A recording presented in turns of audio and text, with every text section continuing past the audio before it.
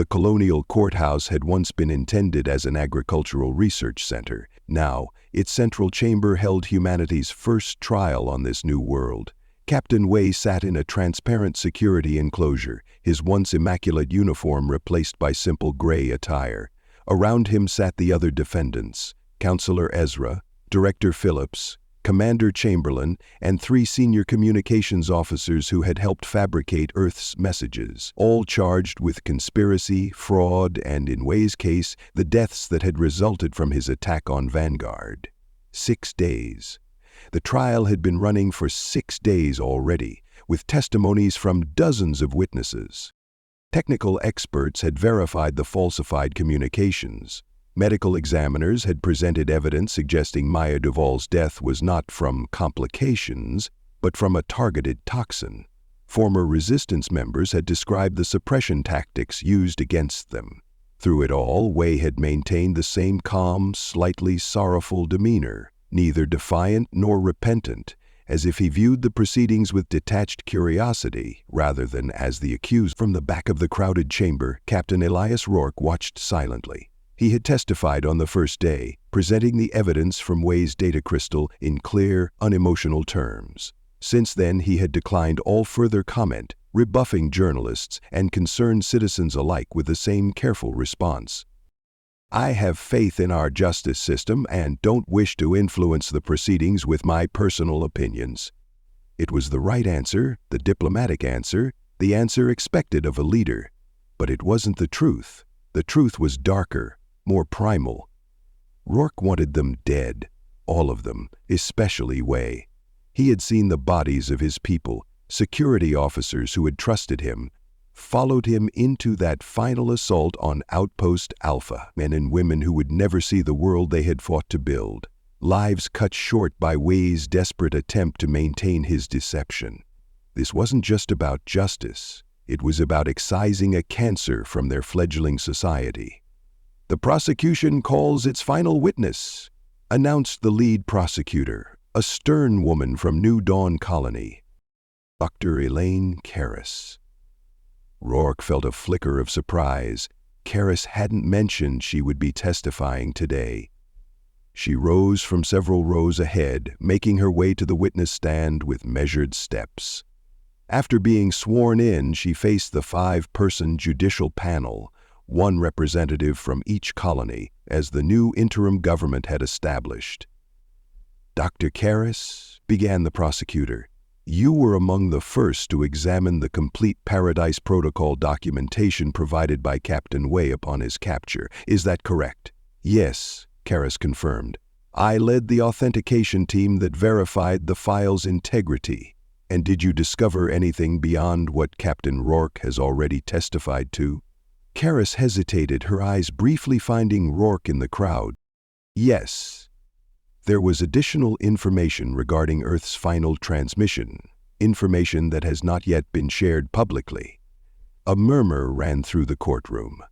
Rourke frowned. He had reviewed the files personally. What could he have missed? "Please elaborate," the prosecutor requested. "The final authentic transmission from Earth wasn't just silence," Karras explained, her voice steady but somber. "It contained fragmented data, heavily corrupted but partially recoverable.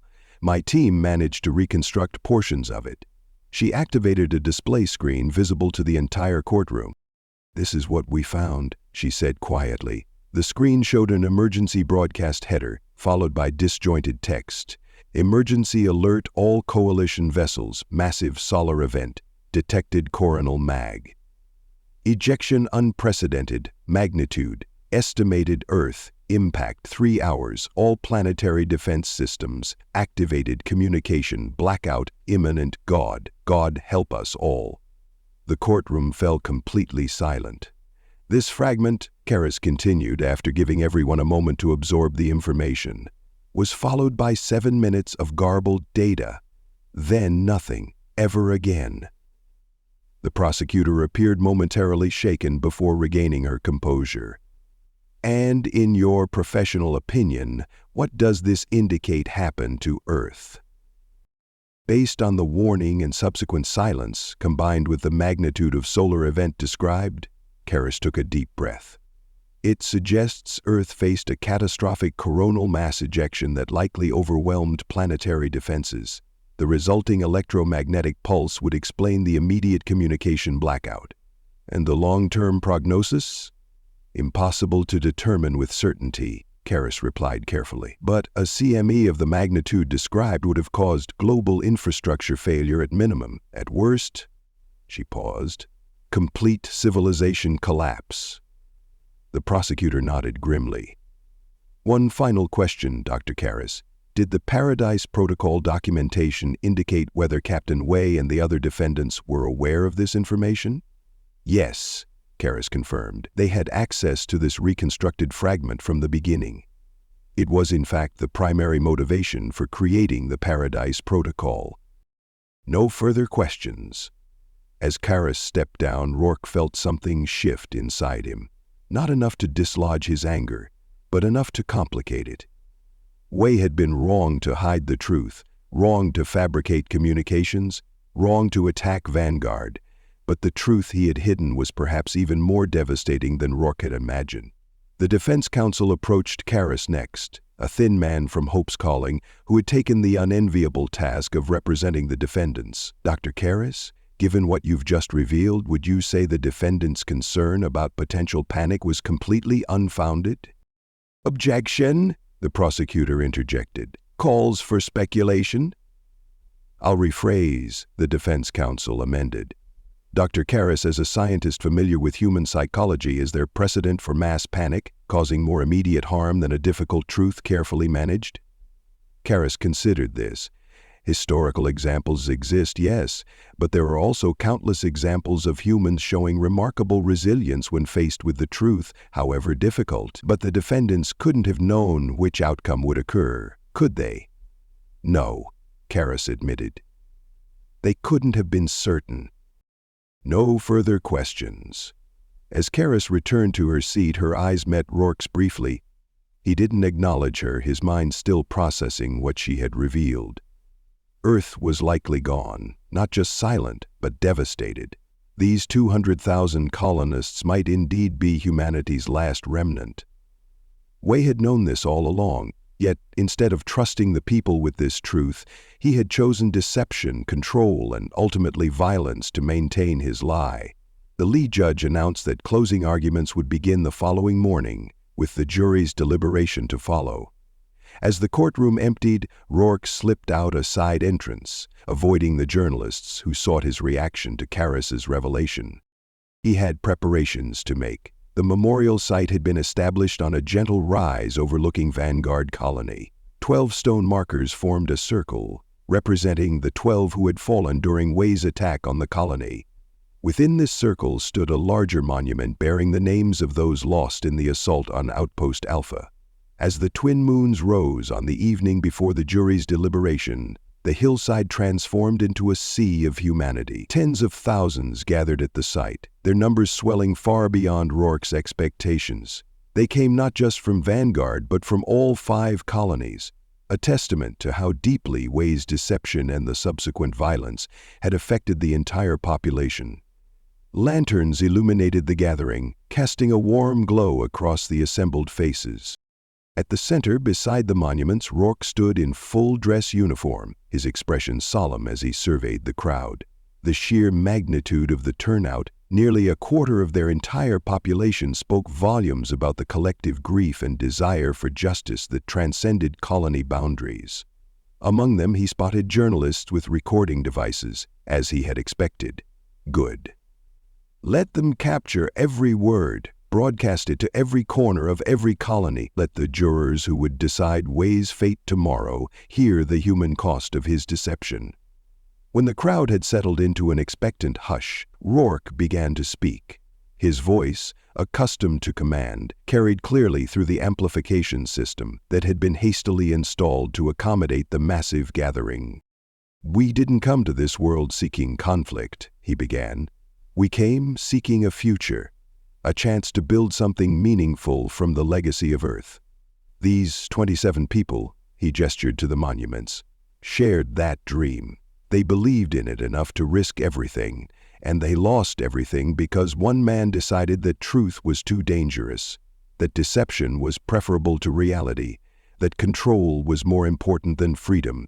He paused, allowing his words to sink in. Then methodically he began to speak about each of the fallen, not just names and ranks, but stories, personal details he had gathered from friends and family, dreams they had shared, plans for their new lives on this world. "Lieutenant Thompson," he said, indicating one of the markers, 31 years old.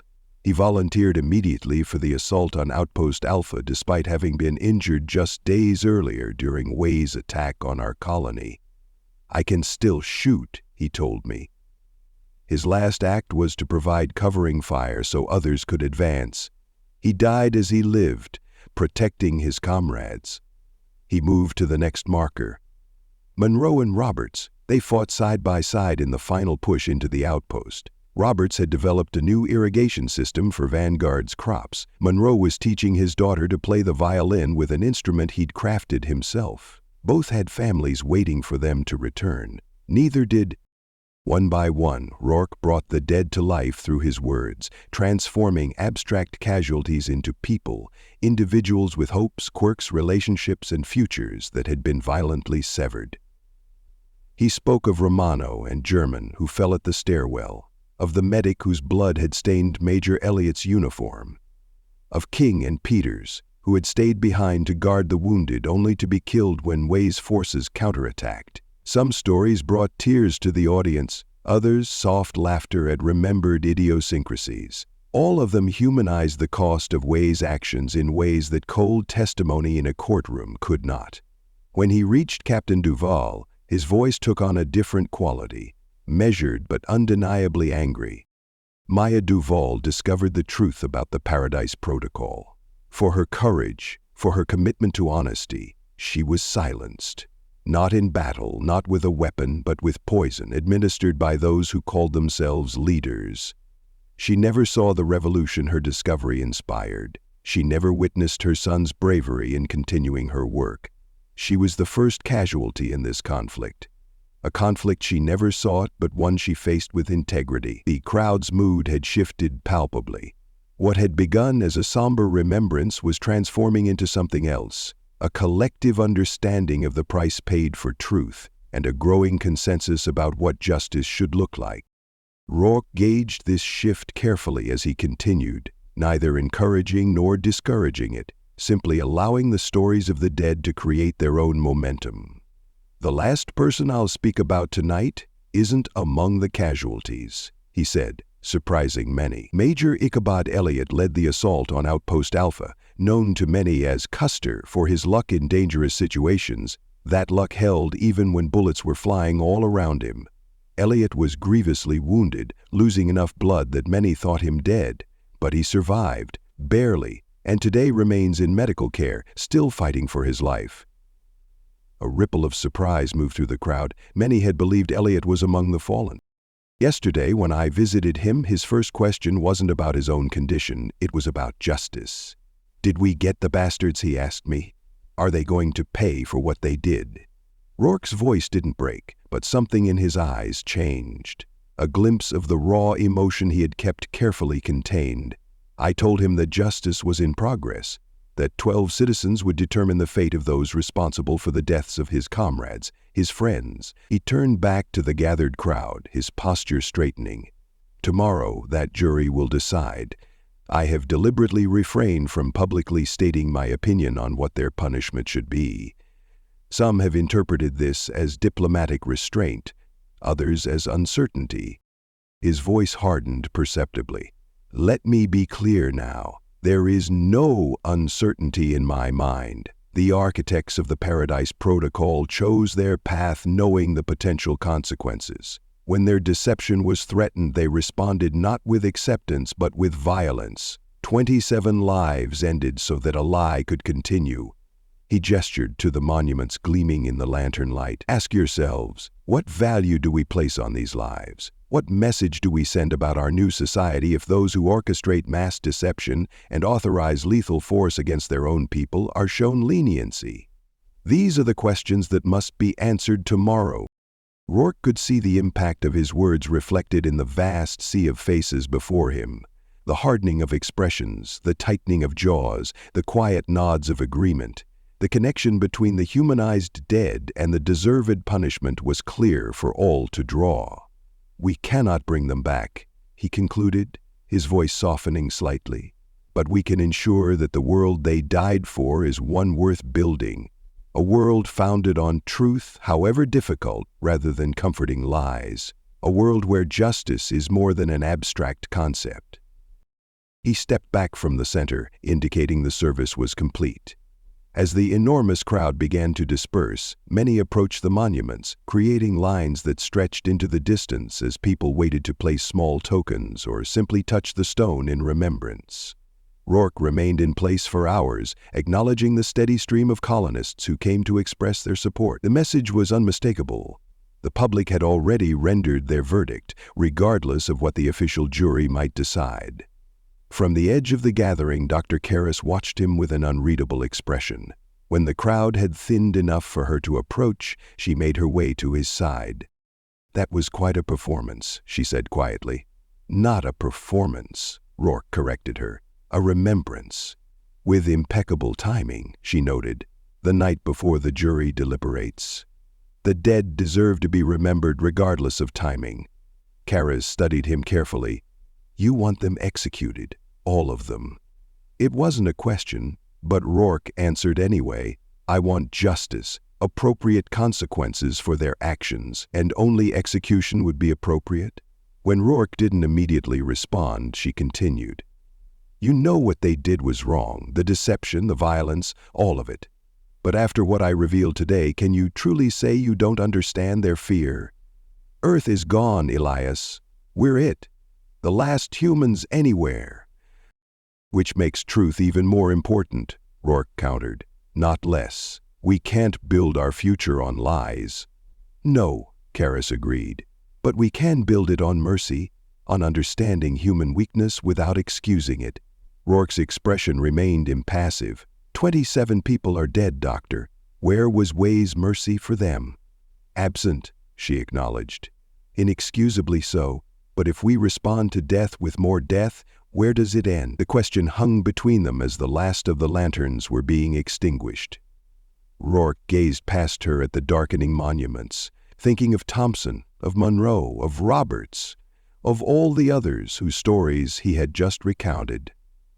"It ends with justice," he said finally, "however the jury defines it." Karras didn't look convinced, but she didn't press further.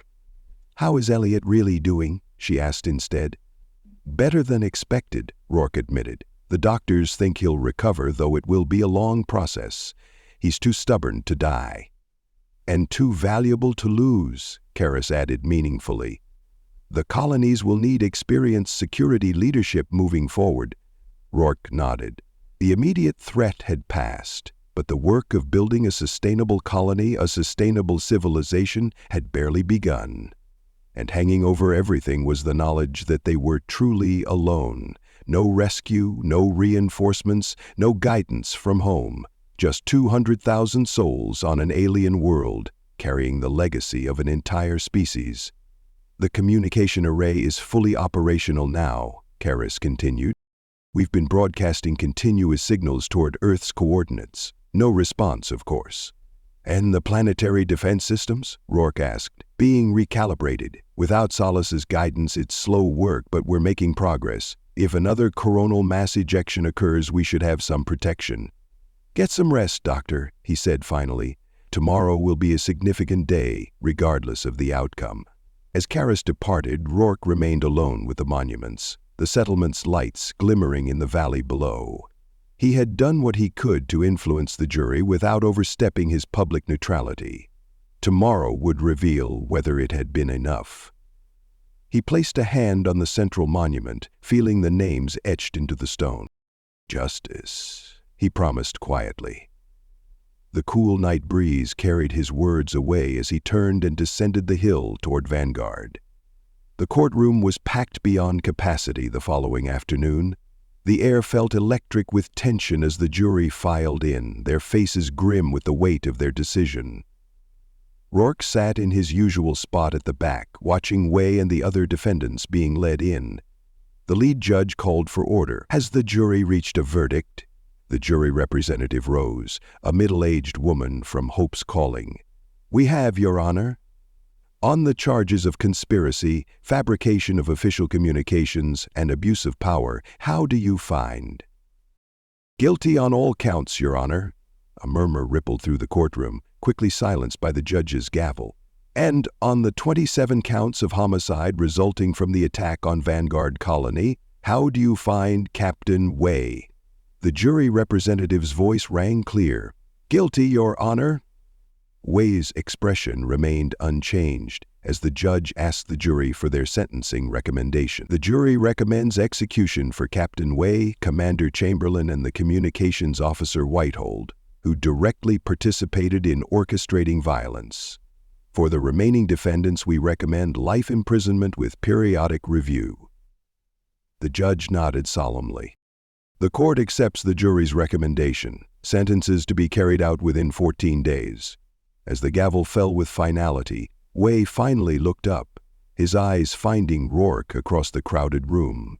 There was no anger there, no hatred, only a tired resignation and something that might have been understanding. Outside, as the verdict spread across the colonies, there were no celebrations, no demonstrations, just a collective exhale, as if humanity had been holding its breath. The first chapter in their new world's history had reached its bitter conclusion. 1 week later, Rourke stood on the observation platform of the fully operational communication array. The massive dish pointed toward the stars, broadcasting humanity's presence into the void while simultaneously scanning for any sign of response. "Still nothing," Geo Duval said, joining him at the railing. "Not that we expected otherwise." "No," Rourke agreed quietly, "but we keep trying. That's what humans do." "My mother would have appreciated that, the honesty of it. Facing reality, however harsh." Rourke nodded. "The executions are scheduled for tomorrow. Will you attend?" "No," Geo replied after a moment. "Justice doesn't require my witness. I'd rather focus on what comes next." "Wise choice," Rourke said. "Major Elliott is asking for you, by the way. Something about security protocols for the new settlements." Geo smiled faintly. "He's planning expansions from his hospital bed?" "Elliott doesn't know how to stop. It's why he's still alive." They fell silent, gazing at the magnificent array, a symbol of both their isolation and their determination to reach beyond it. "Do you think we did the right thing?" Geo asked finally. "With Wei and the others?" Rourke considered the question carefully. "I think we did the necessary thing. Building something lasting requires solid foundations. Truth, justice, even when they're painful. And mercy? That too," Rourke acknowledged. "For those who deserve it." Below them, Vanguard Colony hummed with activity. Construction crews were expanding housing sectors. Agricultural teams were planting new crop varieties. Children played in recently established parks. Life continued, adapted, evolved. "We're going to be okay, aren't we?" Geo asked, his voice carrying the vulnerability of youth despite everything he'd been through. Rourke placed a hand on the young man's shoulder. "Yes," he said with quiet certainty. "We're human. We survive, we build, we remember, and eventually we thrive." As the alien sun began its descent toward the horizon, painting the sky in colors Earth had never known, they stood together, two leaders of a new world, carrying the weight of the old one, facing whatever the future might bring with clear eyes and steady hearts. The paradise they had fought for waited, no longer forced upon them by an AI or hidden behind lies, but theirs to build, one truthful day at a time. Thank you so much for listening to this story. I hope you enjoyed it. Be sure to leave it a like and to subscribe if you'd like to see more. Feel free to comment and share it as well. With all that said, go on and check out the video in the top left. I think you might like it.